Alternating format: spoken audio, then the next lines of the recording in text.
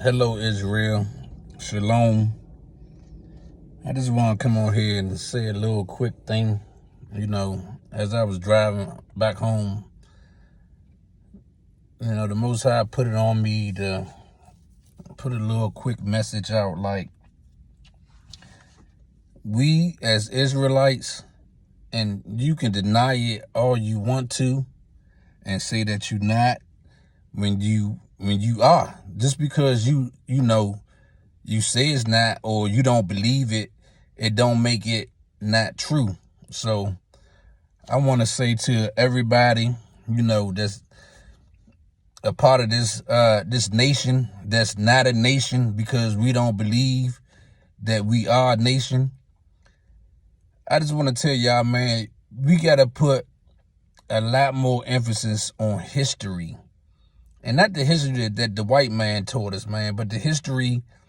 I mean, you dig deep and you get down into the history of it. We are the people of the book.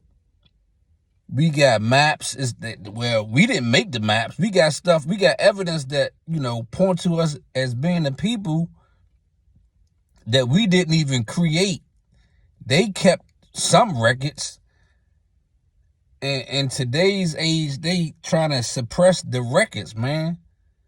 And this is crazy, man. We got to keep, our distant history as important as our recent history. You worried about what you just did for Thanksgiving, or your cousin, or your brother, your nephew, uncle, aunt, whatever, birthday last week. You more worried about that than you is of where you come from. And without us knowing where we come from, we always going to be at a disadvantage, man, because we don't know who we are. We still calling ourselves Black, African American, Negro, Hispanic, Latino, Native American Indian. We still calling ourselves all these type of names, man, and that's not who we are, man.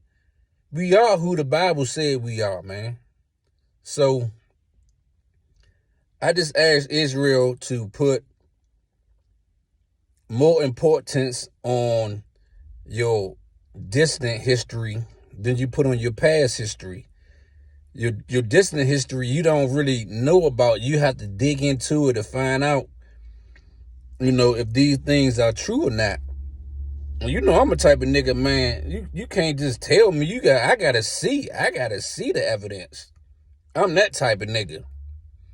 And when I do my research, when I dig and try to find out what the truth is, it's only pointing to one thing, man. It's only pointing to one thing, man, and that's we are the people of the Bible, man. When they talk about the people that was in Israel that came through the Red Sea with Moses, that was our people, man. Native Americans, Hispanic people, Mexicans, the people down in South America, South Central America, and the Negroes, man. And it's crazy, like, the scriptures tell you, man, they was going to paint their images. They're going to paint their images and replace us, make us think that we are not the people, man, when we are. And I be putting these little messages out, man, I supposed to been doing. I just started doing it more on a regular basis. And it feel good to try to help somebody. I just want to wake up. If I can just wake up one Israelite to the truth, to the knowledge of who they are, and get that person saved and have that person a part of the kingdom, I done my job. I hope I can save hundreds and thousands of people, but I don't know if, my preaching ain't that good, to do that. But if I could just save one Israelite, man, just one. If I could get one person to change their mind and stop being into these different type of religions, man, because the Bible is not a book of religion, man. That's what I be trying to tell people. The Bible is not a book of religion. It's a book that was written by a certain people to a certain people. It was a book written by Israel, and it was for Israel. It wasn't for everybody else in the world. And like I said on past video, man, show me one time in a book, where the Messiah, I call him Yahushua, when y'all probably called him Jesus Christ. When Jesus Christ said that he came to save everybody, show me one time when he said that. If you could show me one time when he said that, I changed my whole idea of thinking. I can't find it nowhere in the scriptures that he said he came to save everybody. I can't. People always use something somebody said, and they always run to John 3:16 and don't have no understanding of John 3:16. Like, I ain't gonna tell you what John 3:14 say, but read John 3:14 and see what that say. And then if you use logical deduction from John 3:14 to John 3:16, you'll come to a conclusion that is not the whole world. Just do some research, be biblically literate, and stop listen to everything your pastor or your bishop or your deacon or whatever they say. This is not in the scriptures, man. The scriptures say precept must be upon precept, line upon line, here little, there little. That's how you get understanding of the scriptures, man. You can't get understanding of the scriptures by just reading the New Testament, because you have no reference point. The New Testament was built off of roots, like a tree got roots. The New Testament was built off of roots from the Old Testament, and that's where you get your foundation from. The church, the Christian church, they always tell you, man, that the laws are done away with, but they'd be the first ones to tell you, you got to pay your tithes and offerings every Sunday. Where they get the tithes from? Why do you have to pay your tithes if the law is done away with? Are they robbing you? And that's what they try to say. You robbing God? Come on, man, get out of here, man. The tithes is for the tribe of Levi. That's what the books say. The tithes ain't for your pastor. The tithes is for the tribe of Levi, because they was the priests and they wasn't given any inheritance in the land of Israel. But they want you to pay them monetarily every week, every Sunday.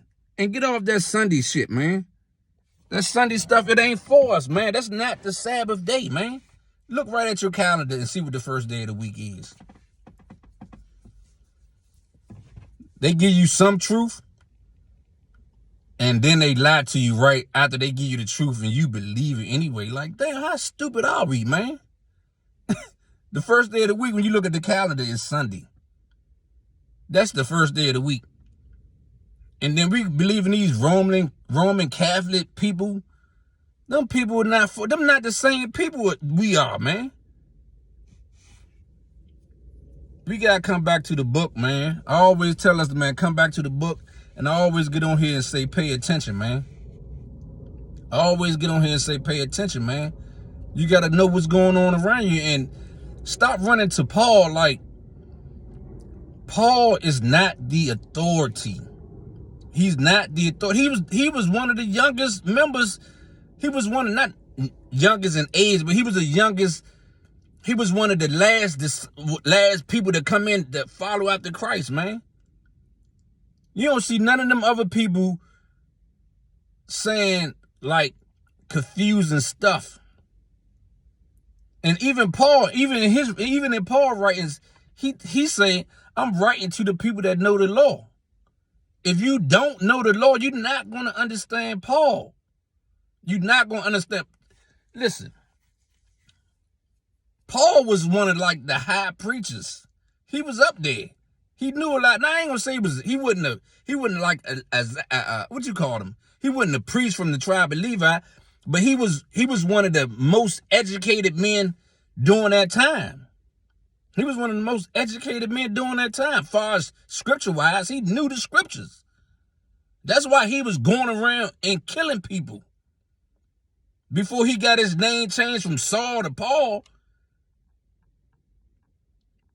before Jesus Christ came to him and told him what he had to do, he was one of the most educated men in the scriptures. He knew the scriptures. So don't get Paul twisted like that. And I haven't researched this yet, but I don't believe Paul have ever said anything like, "Thus saith the Lord," that you have to do this. "Thus saith the Lord," and the Lord spoke to Israel. Paul don't say anything like that. He don't say stuff like that. I don't know if anybody in the New Testament really talk about "Thus saith the Lord," unless they quoting something from the Old Testament. The Old Testament is the only place that I have read that said "Thus saith the Lord," or "Speak to the children of Israel and bid them to do this or tell them to do that." I don't see that in no other books, man, unless they quoting something from the Old Testament, man. So stop letting your pastor, your bishop, and all them, man, tell you that the Old Testament is done away with. That's what got us in our captivity. That's what got Israel punished in the first place. How logical is that? You know, we say we got a God, and this God that we believe in, he don't never change. He always the same. He the same yesterday, today, and tomorrow, and forever. He never changes. But then they turn right around and tell you he changed. Like, salvation is not for Israel no more. It's for the multi-ethnic church. You know, everybody can be saved. That's a change from what he said in the beginning. That's a change. And we all know that the Most High don't change. And he said, "I change not, so that Israel will not be destroyed." That's what the Most High say. People,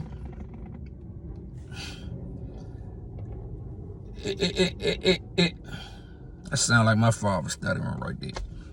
It saddens me to know that, you know, when you read the scriptures, you know,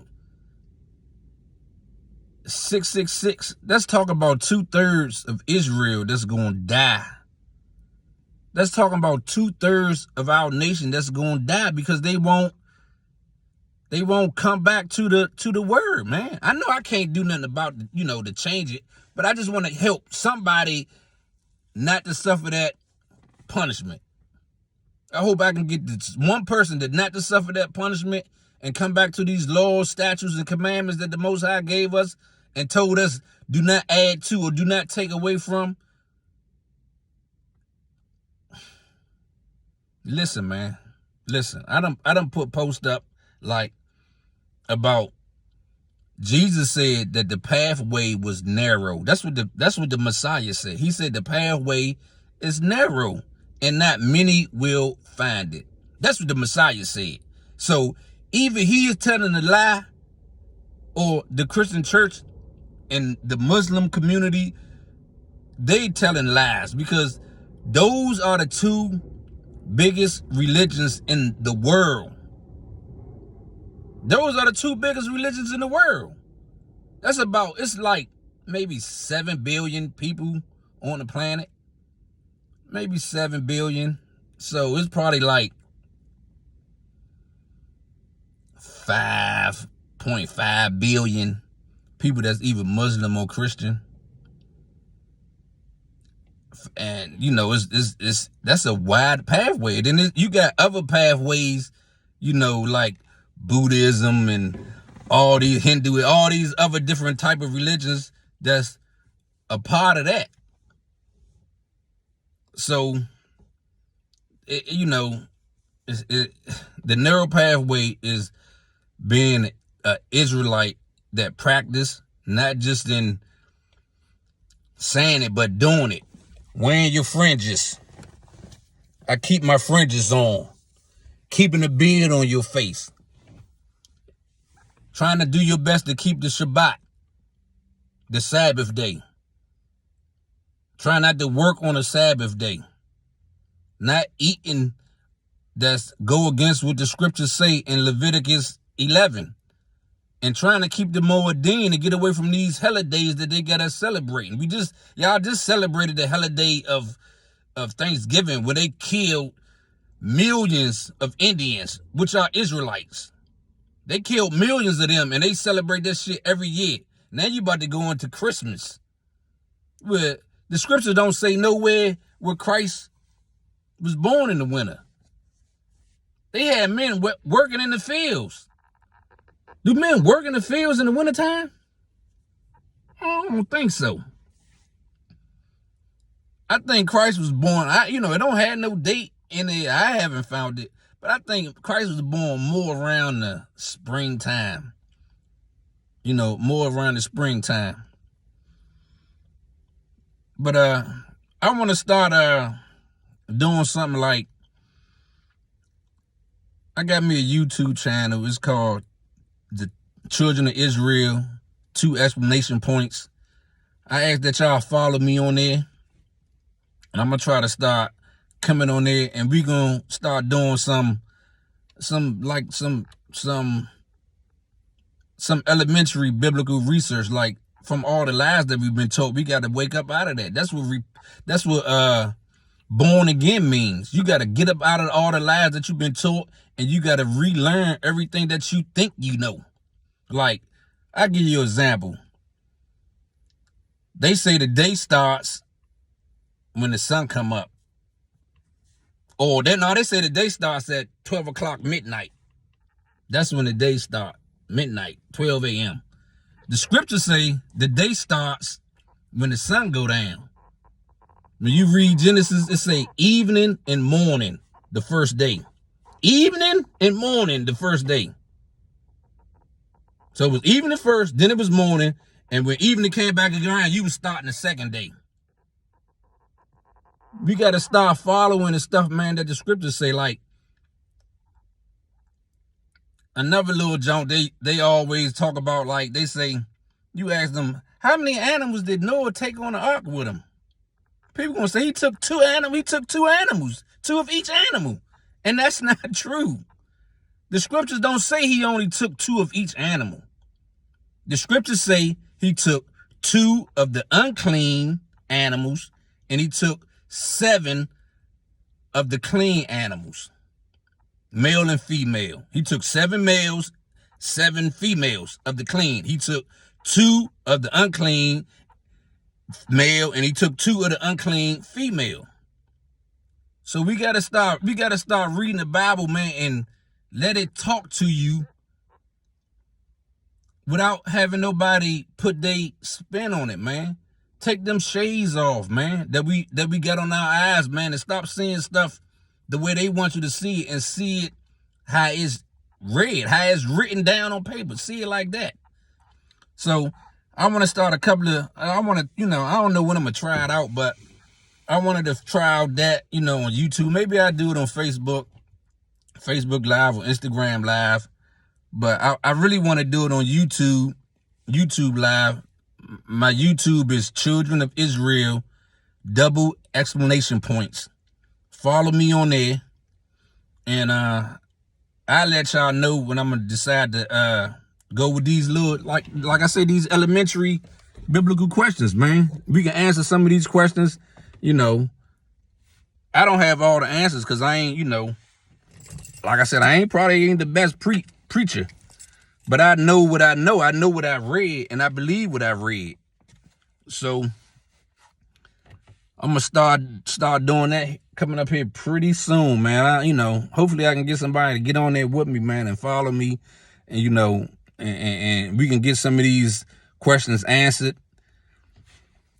And if I don't have the answer, then I'll find the answer, and I'll put it, man. Put your comments down in below, and then shalom. I'll holler at you guys later. Love you.